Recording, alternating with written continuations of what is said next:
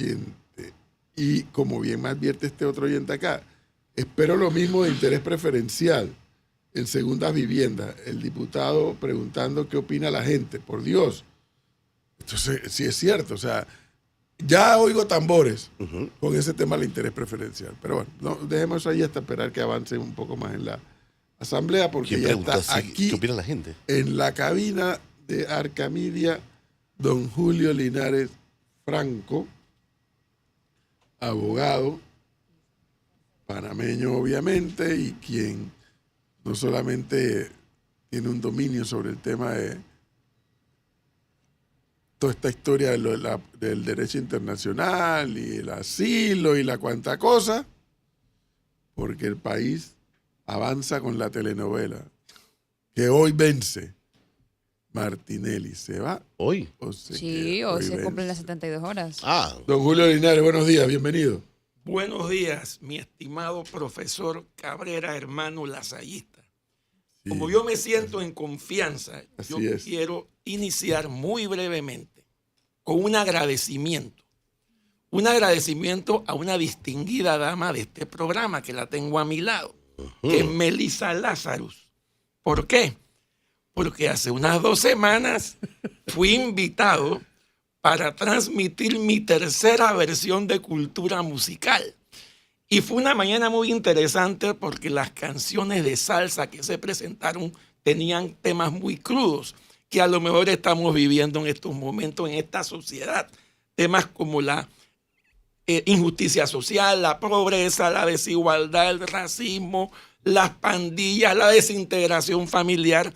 Y sí quería dejar eso al tanto. Incluso había canciones ahí con letras muy profundas, como por ejemplo Lamento a Concepción de Roberto Roena, una de mis favoritas, como Deseo Feliciano, Juan Albañil, Juan en la ciudad de Richie Ray Bobby Cruz, El Negro Bembón de Maelo, Ismael Rivera, y por supuesto la que para mí es la favorita de Rubén Blades, que a lo mejor no está ni en el top 20 de él, pero para mí es lo más grande que ha habido, Ojos de Perro Azul, de Rubén Blades. Sí, así que yo quería aprovechar esa circunstancia. Pero esa no es de él, Julio. Esa es de él. Ojo de El Perro Azul es un libro de García Márquez. De García Márquez, Ojos de Y Perro él Azul. hace canción. Y la letra es formidable. De repente, en la próxima En la Cultura cuarta Musical vez, sí, nos la cuarta dedicamos vez. nada más a esa No, canción. Lamento de Concepción tiene una historia lindísima con Tite Curel Fabulosa, Alonso. sí, fabulosa. Pero bueno, nada más quería hacer esa introducción porque sí creo que era. Y agradezco nuevamente a Melissa. No, a usted. Ya llevo 3 programas. No, de lo veo que Cultura ha quedado emocionado también. Totalmente.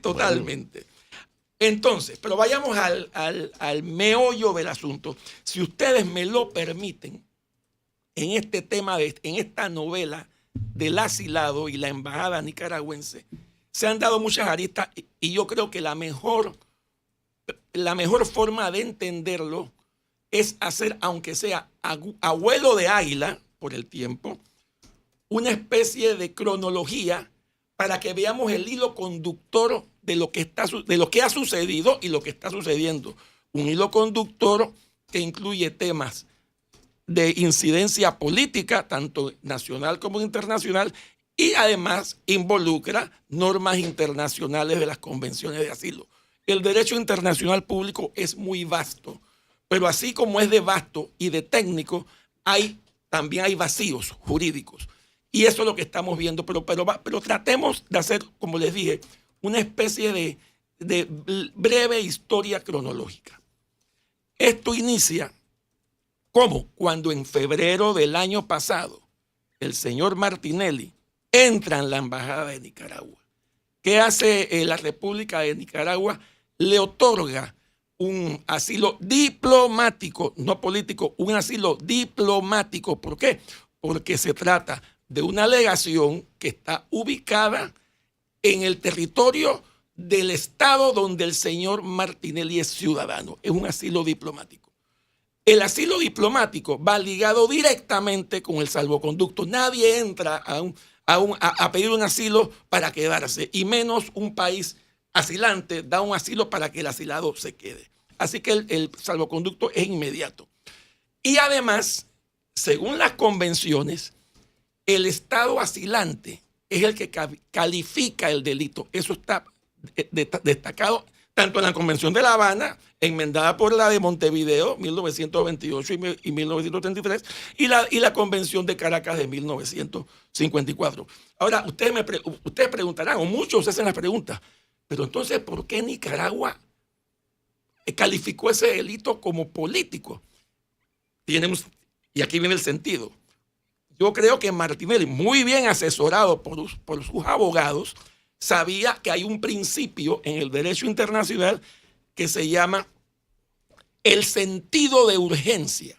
¿Qué es el sentido de urgencia? Es lo que supuestamente debe hacer entender al Estado asilante que es un delito político.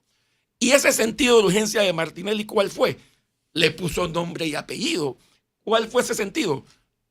Me van a matar, me quieren matar. No solamente dijo eso, él le puso nombre y apellido a sus supuestos homicidas o posibles homicidas que eran el entonces presidente de la República, un hermano del entonces presidente de la República y el que era el vicepresidente de la República y a su vez candidato oficialista. Pero Julio, para ahí, Okay. significa que en el análisis suyo, Martinelli, él mismo o él y sus asesores fueron armando el escenario para llegar hasta donde ha llegado.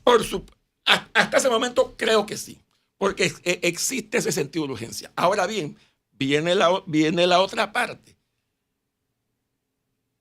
El Estado panameño, bajo la presidencia de Cortizo, ¿qué hace? Niega el salvoconducto. Ahora, ¿por qué lo niega? Porque las convenciones internacionales, asimismo como le dan la facultad expresa al Estado asilante de calificar el delito, las convenciones internacionales también dicen expresamente que no se puede otorgar asilo diplomático, menos un salvoconducto, a las personas condenadas por delitos comunes. Entonces, ¿qué ha sucedido en la historia de esta normativa a nivel internacional? Que al venir este choque, tal vez un choque de normas, es cuando los asilos se extienden en el tiempo. Y voy a poner un ejemplo. Y te aseguro, Edwin, que tú lo recuerdas perfectamente bien. En el gobierno de Endara, asesinos y criminales entraron en embajadas latinoamericanas. Correcto. ¿Y qué sucedió? Y tenían la misma calidad de asilados diplomáticos.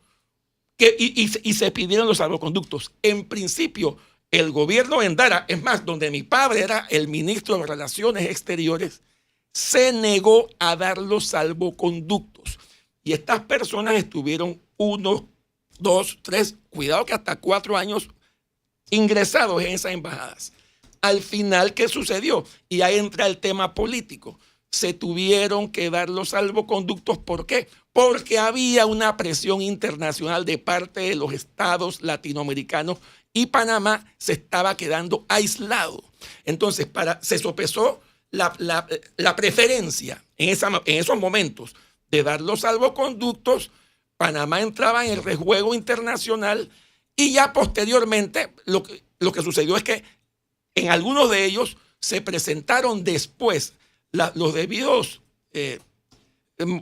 procesos para expatriarlos y algunos de ellos llegaron y cumplieron sus penas. O sea que ya hay una especie de antecedente.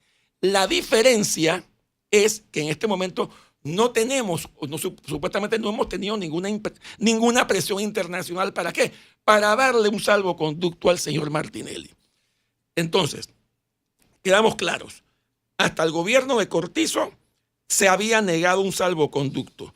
Llega el gobierno de José Raúl Mulino y todo queda igual. Julio, un segundo dígame. antes de que continúe. Dígame. La entonces canciller de la administración Cortizo, sí. Yanaina Tehuaney, ayer circuló un argumento para mí totalmente baladí. Es que yo tenía que hacer respetar la ley. No, pero espérate, no entendí. O sea, para argumentar no haber dado el salvoconducto. O sea, me gustaría que agotaras unos minutos Con mucho gusto. frente a nuestros oyentes. Con mucho gusto. Porque estoy escuchando argumentos que colegas suyos no coinciden. Dice, espérate, es que no es un tema de que Panamá favorezca o no la impunidad. Ricardo Martinelli fue encontrado culpable en el caso New Business y hasta ahora eso no ha cambiado. Así es. Pero en esa silla que usted está sentado, él estaba sentado. De aquí se paró y horas después se metió a la Embajada de Nicaragua, ese mismo día. Aquí entrevistado. No sabía ese capítulo. 2 de febrero Wow. de 2023. Así es. 24, perdón, 2024. O sea, ¿cuáles eran las opciones de Panamá una vez el señor entró a una embajada y el país lo acogió? Claro. Efectivamente. Lo que yo interpreto, para no explicar todo eso que escribió la ex canciller, es que ella lo que dice, no dimos el salvoconducto porque las convenciones internacionales señalan que el salvoconducto único no se puede dar en caso de delitos comunes. Y efectivamente, todos sabemos, y es público y notorio, que el señor asilado está condenado por delitos comunes. Eso a su vez puede chocar con la otra normativa que establecen las mismas convenciones de que el Estado asilante es el que califica el delito. Pero a lo que voy, ¿qué sucede, Edwin? No es cuestión de que yo te voy a decir, no te voy a dar el salvoconducto porque es que los delitos son comunes. Y no puede ser tan simplista. ¿Por qué? Porque para bien o para mal, Edwin, sí hay una norma que dice que el que califica el delito es el Estado asilante. Entonces, ¿qué tiene que hacer el Estado territorial? Espera un momento. Está bien. Tú, Estado asilante, tú tienes la capacidad expresa de calificar el delito como a ti te parezca. En este caso como político. Pero tú me lo tienes que demostrar. Esto no es una cuestión automática. Lo que está pasando, Edwin, es que ahora sencillamente se está aprovechando la coyuntura de que las convenciones hablan o señalan que porque el Estado asilante califica el delito, entonces es político automáticamente. No. Hay que explicarlo. Tú tienes que decírmelo. Y eso es lo que está faltando. No ha habido, digamos, la firmeza o ser categórico para que esos países, y estoy hablando en términos generales, para que esos países que están supuestamente asilando a delincuentes comunes, sencillamente lo hagan con esa facilidad. Tiene que haber la firmeza y la decisión para exigirles que me demuestren ustedes con sus argumentos que el asilado es un perseguido político, porque lo que dijeron aquí en Panamá que fue, no, que es que me querían asesinar, el sentido de urgencia que te expliqué al principio. Pero entonces, ¿cuáles son las pruebas científicas? Por ejemplo, ¿cuál es el rigor científico e investigativo para tú poder demostrar a mí que a ti te quieren matar? Y sobre todo que te quieren matar, ¿quién? El presidente de la República, el vicepresidente y candidato oficialista, o el hermano del vicepresidente. Eso no es tan así. Entonces, el simplismo también está en que sencillamente se están dando asilos por temas políticos sin ningún estudio. Entonces, de alguna manera, hice el parangón con lo de los 90, porque en aquella ocasión el gobierno de Endara con el canciller Linares sí les exigieron a las embajadas que demostraran por qué eran delincuentes políticos y no comunes. Por eso que se demoró tanto. Y al final, bueno, ya lo sabemos, hubo una presión internacional. Durísima. Espantosa. Pero no solamente, pero no mundial, fíjate, lamentablemente de nuestros hermanos latinoamericanos. Eso fue lo más triste. Pero bueno, ese es otro capítulo que nos puede servir como historia política de este país. Ahora, mira que aquí me piden que le pregunte, pero no sé si usted tiene esta información. Dice, buen día, pregúntale si él considera que el viaje a Mar-a-Lago de los diputados RM en el avión de RM dinamita la posibilidad de asilo en Nicaragua. No, yo creo que en este momento ese viaje no tiene nada que ver. Ese es un punto que podremos discutir, pero no siento que está directamente... ¿No veo a Estados Unidos metido en esta historia? No, mi opinión es que no lo veo. No lo veo. Entonces, pero continuando con este hilo conductor, termina el gobierno de Cortizo el 30 de junio, recordemos algo, ya el asilado estaba violando las convenciones internacionales, y esto lo pongo entre comillas, porque quien viola las convenciones internacionales con el tema de la política, de hacer política dentro de una alegación, no es el asilado, perdón, es la alegación, es la República de Nicaragua por ser permisiva, por permitir que un asilado viole frecuentemente las convenciones. O sea, las relaciones internacionales no son entre un Estado y un particular, no son entre la República de Panamá y el asilado, son entre Estados, y a quien hay que señalar es a la República de Nicaragua. ¿Ok? Recordemos, pasó el mes de julio, agosto, septiembre, el señor seguía dando declaraciones, recibiendo visitas y todo lo demás, y creo que es hasta septiembre u octubre cuando ya por primera vez la Cancillería panameña manda un mensaje, o creo que fue una entrevista del señor Mulino por esos meses, donde dice: ya he decretado, le he dicho al canciller que hable con la embajada de Nicaragua para que estas violaciones al derecho de asilo terminen.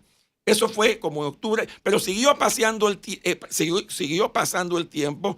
Decía, no decía, y continuaba este espectáculo hasta que, bueno, la semana pasada se da el salvoconducto. Y aquí viene otro tema. El salvoconducto, como decía al principio, está normativamente, íntimamente ligado con el asilo diplomático. O sea, no hay manera de separarlos, como dije. Y el salvoconducto, ¿quién lo pidió? La República de Nicaragua. ¿Para qué? Para que el señor asilado fuera a la República de Nicaragua. Hasta ahí todo va bien. Todos pensábamos que se iba a ir el señor. Pero ¿qué sucedió? Yo creo que hubo unas declaraciones, y voy a poner una palabra suave, innecesarias. Y no fue un comunicado. Fue una entrevista que dio el director de la policía, donde él señaló que había una alerta roja hacia Martinelli, pero en esa entrevista él no dijo de quién era la alerta roja. Eso quedó como que en el aire. Entonces no sabíamos si era interna o externa o de un tercer país. No sabíamos hasta que el director de la policía manda un primer comunicado y dice: no, esa alerta roja viene de la jueza Valoisa Martínez, del órgano judicial. Y te voy a decir, es totalmente lógico que tiene que haber una alerta roja. ¿Por qué? Y aquí entramos nuevamente en el tema académico. Recordemos algo: la alerta roja no está por encima de la institución del asilo. En Panamá, el señor Martinelli tiene un asilo diplomático y todavía con un beneficio adicional que es un salvoconducto aprobado. Esa alerta roja no lo toca. No hay manera de impedirle al señor Martinelli que salga de la alegación, sea escoltado por los funcionarios diplomáticos nicaragüenses, sea protegido por las autoridades policivas panameñas, entra en su avión y se va. Ningún problema con eso. Y eso lo debe saber Nicaragua.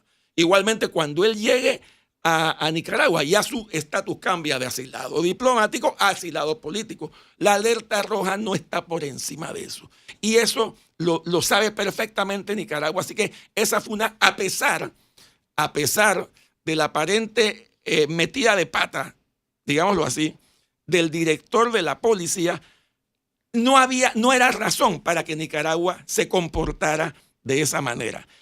¿Para qué la alerta roja? Los efectos jurídicos de la alerta roja se darían solamente en dos circunstancias. La primera, en caso de que el asilado salga de Nicaragua, porque acuérdense que la circunscripción que lo protege será solamente el territorio nicaragüense. Si él sale de Nicaragua, ya queda desprotegido. Entonces, ¿la alerta roja qué es? Es una comunicación que se le manda a la Interpol, que es la Organización Internacional de Policía Criminal. ¿Para qué? Para capturar a personas que están siendo buscadas por la justicia, ya sea porque tengan una sentencia en firme o ya sea porque estén siendo investigados en un proceso penal. En este caso, él tiene las dos cosas. Hay una sentencia en firme ejecutoriada y también está involucrado en un proceso penal que es el caso Odebrecht. Así que para eso la alerta roja. Y el efecto jurídico sería si sale o cuando sale de Nicaragua, no le aplica a Nicaragua. Y la otra posibilidad sería, que yo creo que no se va a dar, sería en caso de que Nicaragua, estando en Nicaragua, Nicaragua decida revocarle el asilo político. Eso puede pasar. Y al momento que le revoca el asilo político, se activa la alerta roja. Pero hay otro problemita, que algo que sí me preocupa de un comunicado, el segundo comunicado de la policía. Eso sí me preocupa. En ese segundo comunicado, la policía dice que la alerta roja fue rechazada. La alerta roja nunca debió ser rechazada. ¿Por qué? Porque al tú rechazar la alerta roja, ¿qué sucede? El señor queda en libertad para hacer lo que quiera cuando sale de Nicaragua. O sea, ya la alerta roja desapareció. Entonces, dime. A ver, don Julio, disculpe. Perfectamente el trámite pudo haber surtido efecto estando la alerta roja en pie. Porque usted me está diciendo que la alerta roja, o sea, la figura, el estatus está por arriba de la alerta roja. Por supuesto, sí. La alerta roja no aplica mientras el señor tenga protección diplomática, encima con un salvoconducto aprobado, y tampoco aplica cuando tenga protección política en la circunscripción nicaragüense, dentro de Nicaragua. Sí, con todo este pulseo entre Nicaragua y Panamá. Nicaragua dice, bueno, ¿sabe una cosa? No voy a dar el asilo. ¿Estando él en Panamá? Sí, exactamente. Y la alerta roja, así como usted dice, que el segundo comunicado de la policía. Ok. Vamos, perfecto, vamos por partes. Perfecto, y hacia allá vamos. Efectivamente, te decía, me preocupa que el gobierno panameño haya rechazado la alerta roja, sobre todo una alerta roja solicitada por una jueza, la jueza Valoisa Martínez, que fue la jueza que lo condenó. ¿Y por qué? Porque nuevamente quedaría en libertad. O habría que pedir, o sea, la jueza tendría que otra vez pedir otra alerta roja. Y eso ya Panamá quedaría como que titubeando. Hacemos una cosa, después la bajamos, después seguimos. Por eso digo, no se debió eliminar la alerta roja. Pero bueno, ahí ya verá el Estado panameño si entonces la pone de nuevo o qué va a hacer. Pero entonces, veamos ahora la circunstancia en Panamá, que es lo que tú me preguntas. Porque las aristas son amplias. Vamos a ver. Él ahora mismo, él no se fue el día que era. ¿Por qué? Porque salió Nicaragua y encima salió con una serie de epítetos contra el Estado panameño. Dijo, y aquí los escribí para estar clarito. Emboscadas, somos un país de emboscadas, porque queremos hacer emboscadas, tramposos, desleales, violamos las convenciones internacionales, somos incongruentes, somos agresivos, somos una generación de un pacto político, actividades absurdas, somos difamadores. O sea, una cosa, un derroche. O sea, lo dice una dictadura. Un derroche viniendo de un Estado fallido. ¿Por qué? Porque exacto, una dictadura es un Estado autoritario. Entonces, ante eso, se suspende el salvoconducto. Y te voy a decir lo que yo creo que debió hacer Panamá en ese momento. Y no estoy cuestionando lo que el gobierno ha hecho, sino sencillamente, en esta perspectiva, yo hubiera, desde la Cancillería, yo hubiera llamado una conferencia de prensa inmediata. Primero, a negar todo esto. A negar todo esto. Número 2, a explicar jurídicamente que la alerta roja no está por encima del asilo. Ni del asilo diplomático, ni del asilo político. Sí, ahí tengo que reconocer lo que dice nuestro invitado, que parece que ha hecho falta un poco más de agresividad, en el buen sentido de la palabra, sí, en comunicar.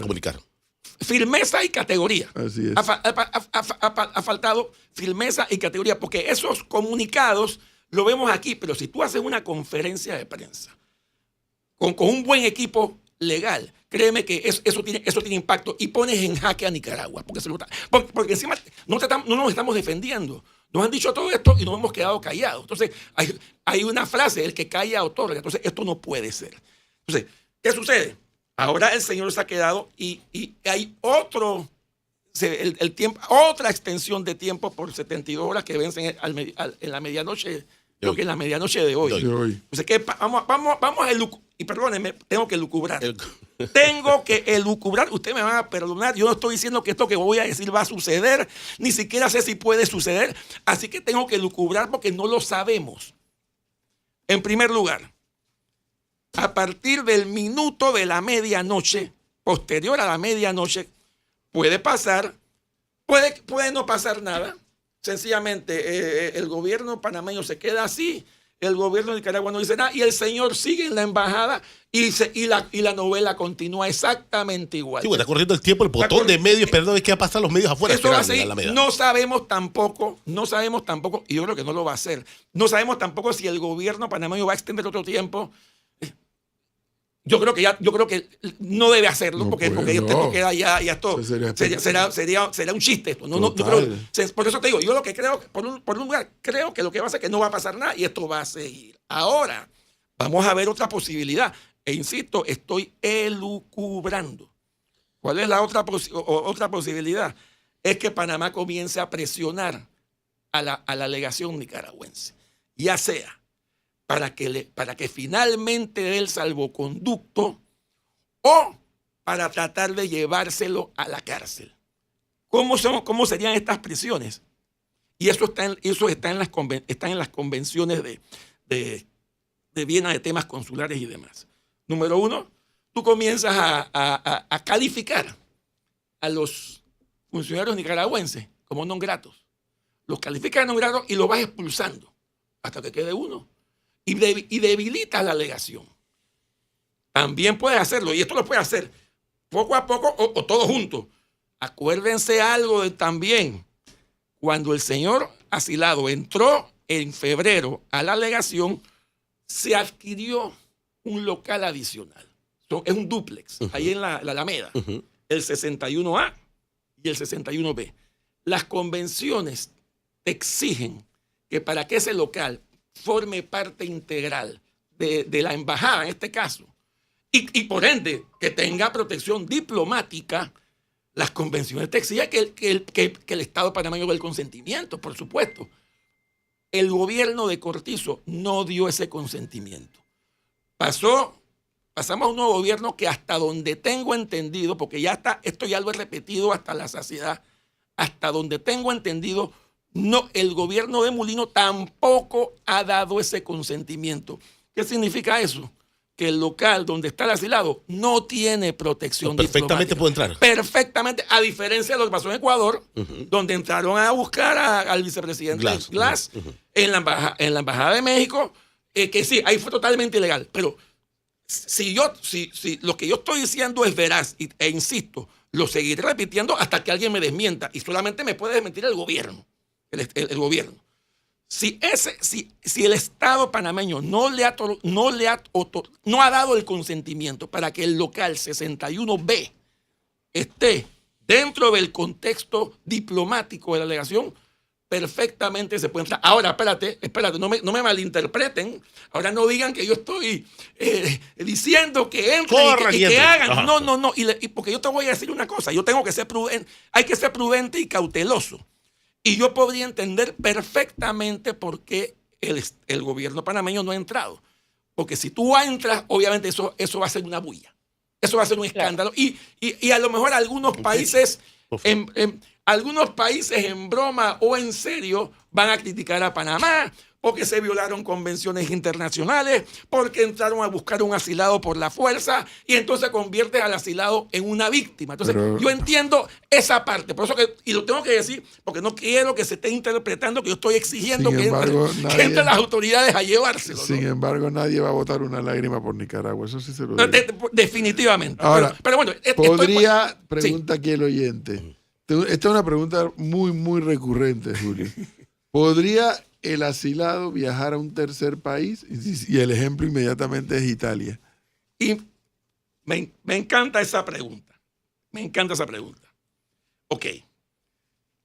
Primero que estamos claros. Ahora, primero, de Nicaragua, desde Nicaragua, supongamos que está en Nicaragua, él puede viajar a un tercer país y ahí Nicaragua internamente verá cómo va ya esos son temas internos de Nicaragua, dónde lo manda o dónde se va. Por eso te decía el tema de la alerta roja, que debe estar activa para cuando viaje a donde sea se le pueda buscar y capturar de ser el caso. Por eso te decía eso, pero aparentemente la rechazaron, pero ya de eso hablé. Pero vamos a suponer que Nicaragua diga, no, ahora no le quiero dar el asilo político, por la razón que sea, porque puede pasar. Lo deja en el aire. O sea, claro, Bueno, lo deja en el aire, no en la embajada. Entonces pueden pasar dos cosas. Si Nicaragua dice, usted sabe, ya usted aquí no es asilado diplomático, así que usted no tiene protección. Allí, entonces, Nicaragua autorizaría, porque tiene que hacerlo, porque no le queda otra, a las autoridades panameñas para que se lo lleven.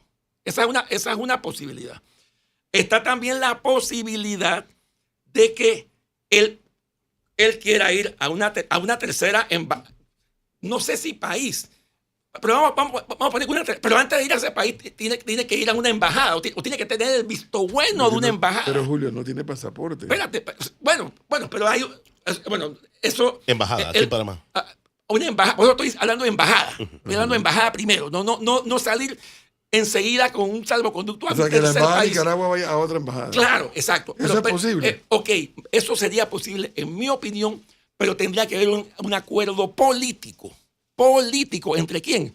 Nicaragua, entre el Estado panameño y entre la nueva legación, la república cuya legación pretenda asumirlo. O sea, ¿sería Nicaragua quien tramite eso a un tercero? Podría O sea, ser. Nicaragua va a Cuba y que, oye, tengo aquí a Martín, ¿quieres a Martín Ali? Pero obviamente Panamá tendría que estar involucrado, porque para hacer eso hay que dar un salvoconducto. Hay que dar un salvoconducto ¿para qué? Para que el señor vaya de la delegación nicaragüense a la delegación cubana. Eso es que hay como te digo, hay demasiadas aristas, demasiadas complicaciones y hay actos como estos. Yo no conozco, te cuento, no conozco precedentes y tampoco hay una definición en el derecho internacional. Por eso es que entra el efecto de la geopolítica, porque ya estamos viendo que podríamos tener la posibilidad de que Nicaragua diga no lo quiero y entonces empieza a negociar con un segundo o tercer país para que se vaya, pero Panamá debe estar al tanto. Ahora, yo me pregunto, ¿qué gana Nicaragua si no lo quiere, pero lo quiere mandar a un tercer país? Y ahí está el efecto famoso que se está hablando ahora. Nicaragua no lo ha dicho directamente, pero lo ha dado a entrever. El efecto Zika. O sea, ¿hasta qué punto ese efecto Zika es tan importante como para que Nicaragua le diga a Panamá, ahora te voy a fregar? Ahora no le voy a dar el asilo político a este señor, porque tú votaste en contra mí y yo lo que quiero es que tú me dejes ese voto para que el secretario general del Zika sea de Nicaragua. Esa es una posibilidad. Incluso hay quienes han dicho que eso está dentro del marco de las negociaciones internacionales. Yo no estoy de acuerdo. El marco de las negociaciones internacionales, y esto sí lo quiero decir porque se hacen en términos de entera igualdad. Igualdad política, igualdad jurídica e igualdad ética y moral. Lo que estaría sucediendo, esta negociación no sería una igualdad, por lo menos, bueno, primero no tampoco es tan jurada, esa es la palabra, chantaje y extorsión. ¿Por qué? Porque no tiene nada que ver un tema de una votación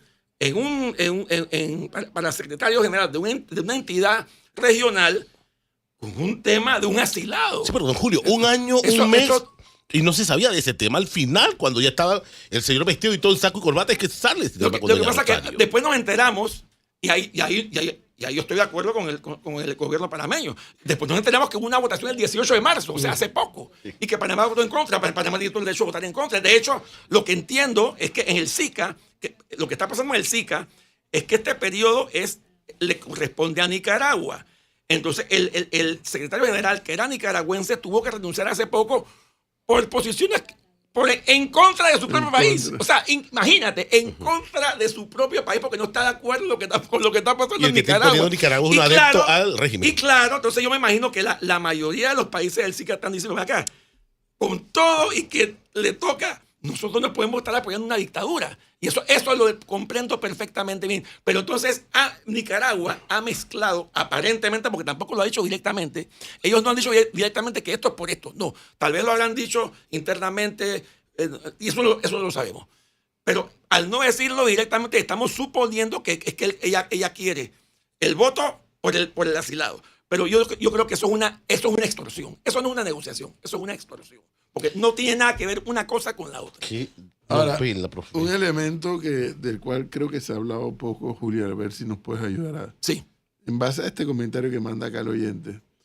Buenos días, Edwin. Por favor, pregúntale a Julio si el señor Martinelli está viajando de Panamá con un pasaporte panameño, de qué tipo, y si una vez que se asigna, debe ser en Nicaragua, él conserva su pasaporte o se le retira el pasaporte. Ok, vamos a ver. Yo tenía pensado hasta que tú dijiste que él tenía 2 pasaportes, uno panameño y uno italiano.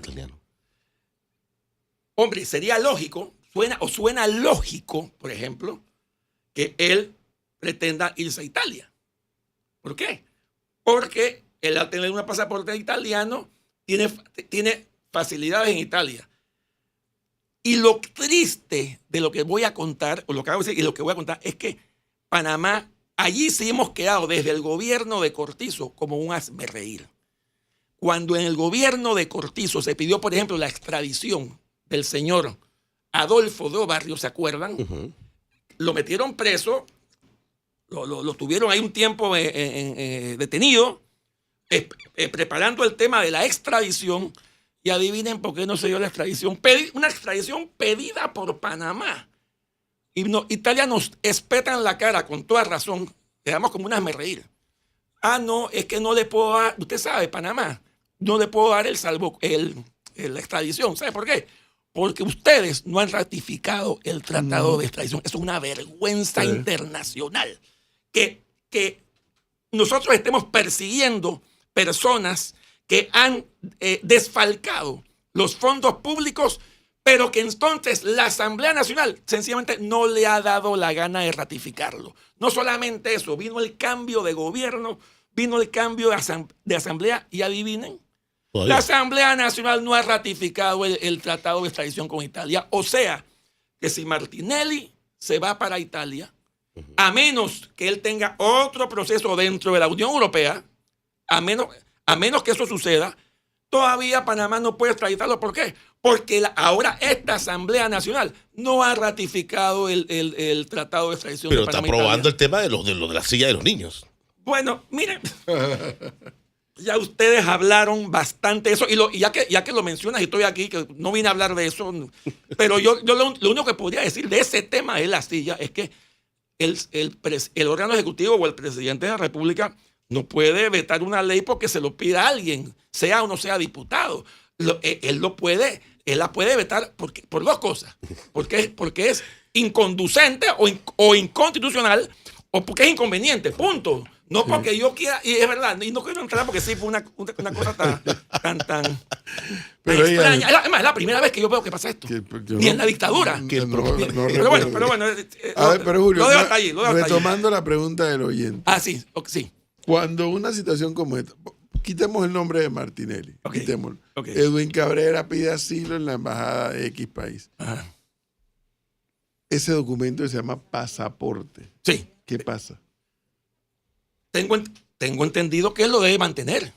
Él debe mantener el pasaporte. Y por eso yo pensé que él tenía un pasaporte panameño y un italiano. O sea, ahí no veo, hombre, puedo estar equivocado, ¿por qué se le quite? O sea, él tiene un pasaporte, él tiene su... Bueno, un colega suyo, obviamente de mucho más edad que usted, nos explicaba que no. El pasaporte de él, en esta condición de asilado, es el salvoconducto. Ok. Para poder, y explicaba él, se le te quita doy este papel. No es que se le quita. Escucha la explicación que yo escuché. Ok.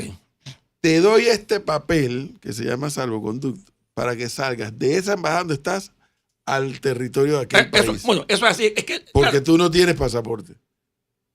Bueno. O sea, como estás en calidad de asilado, es que no es lo mismo el pasaporte de Edwin Cabrera, que no está asilado, que el de Martinelli, Ahora, que está asilado. yo siempre he tenido la impresión, insisto, este es un tema tan técnico y tan profundo que puede haber interpretaciones o puede que el amigo tenga razón. Sí. Lo que pasa es que yo nunca he asimilado el salvoconducto a un pasaporte. El salvoconducto es sencillamente un permiso. Sí, Es un permiso. Pero eso no quiere decir que tú no tengas, tú tienes que tener una identidad. Y la identidad te la da el pasaporte. No necesariamente el salvoconducto es el permiso para que tú puedas ejecutar una salida y además tener una entidad propia. Y esa entidad te la da un pasaporte. Sí, pero Ahora, insisto, lo que como te digo, puede tener razón. ¿Sabes por qué es la inquietud Ajá. que comparto con el oyente? Okay. En base a la explicación que yo escuché, que sí, es este papel para que tú salgas de ahí de la embajada al país. Pero una vez estás allá, Ajá. ese asilado político no se puede ir para ninguna parte porque él le da la gana. Por supuesto. Porque si no, Bucaram y compañía se hubieran ido de Panamá. Espérate. Es más, él puede llegar y de repente Nicaragua le quita el pasaporte. Sí, se lo quita. Eso es una posibilidad también. Pero esas son las aristas que muchas no están por escrito. Entonces entran las interpretaciones. Hay muchas lagunas. Hay muchas lagunas y esas interpretaciones, como por ejemplo el tema de las convenciones, de que sí, no le puedes dar asilo diplomático a un delincuente común, pero el que califica el delito es el Estado asilante, pero si el Estado asilante lo califica como delincuente político, entonces yo no te lo doy, porque tienes que darme explicaciones, y es todo Y un las convenciones de Caracas y las convenciones de fulano. Es más, yo tengo una opinión, a lo mejor no todos estén de acuerdo, yo tengo la opinión, por ejemplo, ¿qué pasa, Edwin, si en este berenjenal mañana pasado, por toda esta situación, Panamá y Nicaragua rompen relaciones? Y yo no estoy diciendo que vaya a pasar, pero se puede dar. Si rompen relaciones, ¿qué sucede? La Convención de Caracas del 54, no las otras dos, no la de La Habana del 28 ni la de Montevideo del 33, que al final es la misma convención. Uh-huh. Es la Convención de La Habana, la del 33 es una enmienda. La de Montevideo del 33 es una enmienda a la de La Habana. Solamente la de Caracas sí te señala que cuando se van los funcionarios de Nicaragua, en este caso, el asilado se va con ellos. Y si no se va con ellos, va para la cárcel. Dice la de Caracas. La de Caracas. Entonces, hay quienes dicen, espérate, eso no puede ser, porque, y es cierto, Nicaragua no ratificó la Convención de Caracas de 1954. Pero Panamá sí. Panamá sí la ratificó. Así que Panamá, considero yo, ahí entraría un tema político. ¿Por qué? Jurídico y político. ¿Por qué? Yo sí la ratifiqué. O sea que yo individualmente puedo dejar que el asilado se vaya con los funcionarios diplomáticos. Pero, y del otro lado ya sería una decisión política de Nicaragua. ¿Por qué? Porque Nicaragua no en la Convención de La Habana no lo dice. No dice eso.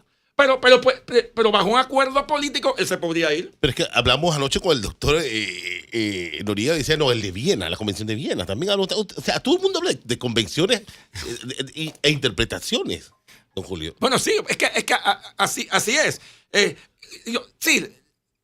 Ahora, vámonos a lo específico, porque este es un tema. Lo que haría la Convención de Viena es tal vez llenar lagunas. Pero en este tema no estoy seguro si la Convención de Viena dice algo. Tendría que buscarlo. Pero en lo que se refiere al tema de que el asilado se vaya con los funcionarios de Nicaragua, en este caso, lo establece la Convención de Caracas de Asilo Diplomático del 54, de la cual Panamá sí es signataria y está ratificada. Por eso te digo que perfectamente Panamá los puede dejar ir siempre y cuando Nicaragua lo acepte. Hay un hecho claro, sí, Julio. Políticamente, en mi análisis, políticamente hablando, el gobierno de Panamá tomó la decisión de que se va. Lo que puede pasar es que, bueno, Panamá dice, bueno, Nicaragua, tú ya rompimos relaciones, pero yo te autorizo a que yo le doy el salvoconducto para que te lo lleves. Pero ¿qué pasa, Edwin, si Nicaragua dice que no? No. ¿No se lo quiere llevar? ¿Para la cárcel? ¿Para la cárcel? Ya. Listo. Esto es un rompecabezas. Advierte acá, Esto es un Julio. rompecabezas. Dice, recuerden que entre las medidas que él tenía previamente era el impedimento de salida y por ende tuvo que entregar su pasaporte al Ministerio Público. Ok, sí, es verdad, sí. Así que Hay un tema, tienes razón, hay un tema. Es que hay muchas, insisto, hay muchas aristas que se te pueden... A ver, Julio, Sí. observo que en el análisis de Julio Linares, tal vez en la fila que él pone de sus análisis, en el orden, por cierto, muy lógico, que lo va elaborando y va llevando y dice, bueno, ante este hecho puede ocurrir esto, esto o esto. Ante este otro hecho puede ocurrir este. Son elucubraciones que Correcto, pero bueno, que es parte de un análisis. Es un análisis, Es claro. Así mismo es. Pero veo que Julio Linares pone muy al final, el rompimiento de relaciones. Sí, porque obviamente no le conviene a un país romper relaciones con cualquier estado, sea quien sea. Sin embargo, y no sé si no creo que lo he dicho hoy, lo voy a decir ahora. Sí, yo no aceptaría bajo ningún concepto esta extorsión de Nicaragua de decirme que, por ejemplo, que decirme o me firma o apoyas a mi representante en el SICA o sencillamente el señor se queda y eso nos lleva a un rompimiento. ¿Tú sabes una cosa? Yo preferiría antes de firmarle nada, de caer en esta extorsión, antes de eso, yo rompo relaciones. Yo rompo relaciones con Nicaragua por un tema de principios de ética internacional. Bueno, el tiempo está corriendo. Y si eso afecta al asilado, bueno, mala suerte. Pero yo rompería relaciones con Nicaragua. Si me vas a presionar, si me vas a extorsionar por un voto en el tema de un asilado, donde son cosas totalmente distintas. Aquí no hay nada esto no es negociación internacional, esto es extorsión. El tiempo está corriendo. Y el tiempo sigue corriendo. No, espérate. Es que y el tiempo sigue corriendo y no acaba, porque no hay un término de prescripción de nada. No hay términos de prescripción de nada. Usted ve al gobierno de Panamá prorrogando las 72 horas que finalizan hoy. Yo espero que no.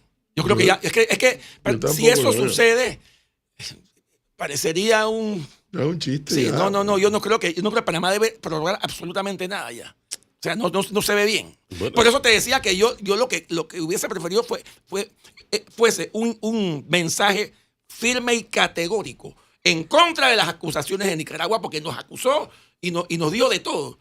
Y a eso no le hemos respondido.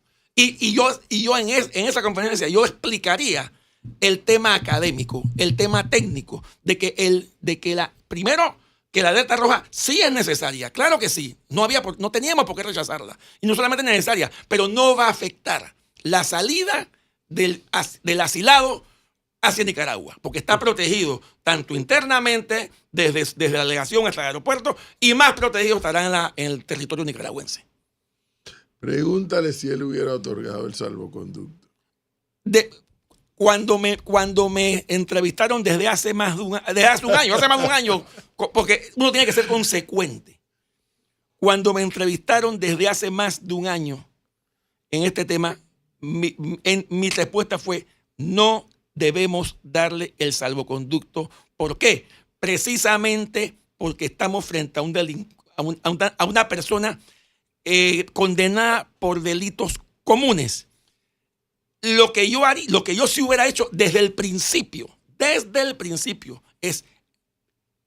creo que lo dije aquí en este momento, al principio. Lo que yo sí hubiera hecho es exigirle a Nicaragua que si tú seguiste al pie del cañón la convención que te permite que tú califiques el delito como político, pero yo creo que tú me lo expliques. Sí, y por escrito. Pero Julio, eso no iba a ocurrir por una razón muy simple. Yo lo he comentado aquí con los oyentes. Esta figura del asilo político es una figura muy latinoamericana. Por supuesto. Entonces, si hacemos un poquito de historia hacia atrás, no hacia Martinelli, que es una situación un tanto más diferente, ¿qué encontramos sobre todo en la época que en Latinoamérica prevalecían las dictaduras. Así es. Las Era lo contrario. Era lo contrario. Así Las es. dictaduras armaban expedientes Estás clarito. contra los políticos opositores. Clarito. Y lo hicieron en Panamá. Así es. En Panamá pusieron a desfilar por el Ministerio Público a varios dirigentes opositores. Así es. Le creaban expedientes y entonces el dirigente al final no le queda decir, vas para la cárcel, no, me asilo. Entonces, una figura muy de la región. Sí, ahora, Edwin, lo que pasa es lo siguiente, sí. En estos temas tan complicados donde hay conflicto de posiciones,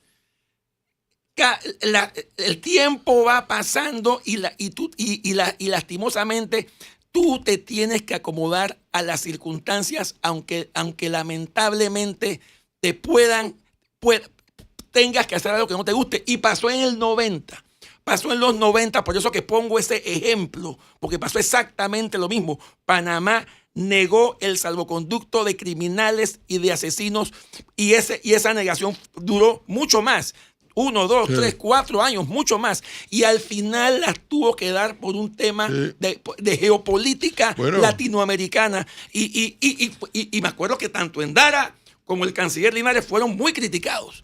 Porque decían que entonces sobre todo el canciller Linares tenía que explicar lo que sucedió. O sea, había que meditar si Panamá seguía aislado a nivel y sobre todo del sur, porque Panamá ya tenía un buen apoyo de Centroamérica. El problema era países Sudamérica y México. Y México. Exacto, clarito, Edwin. Así es.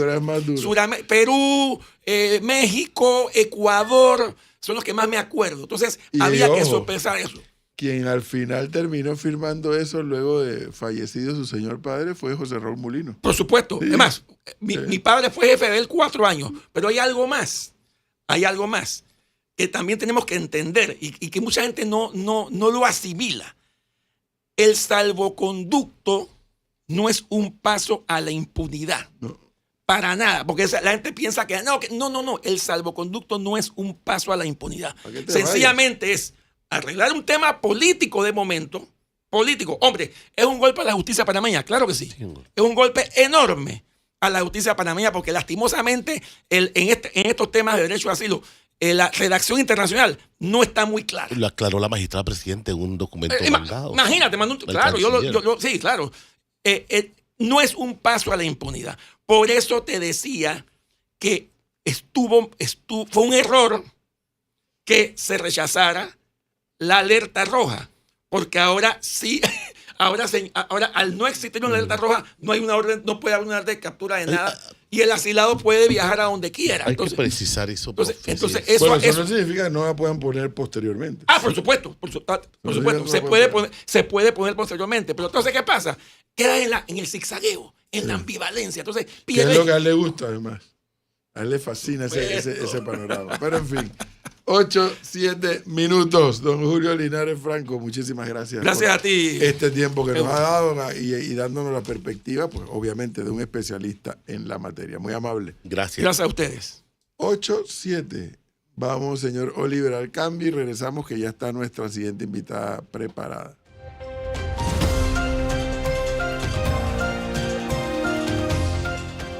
Estás escuchando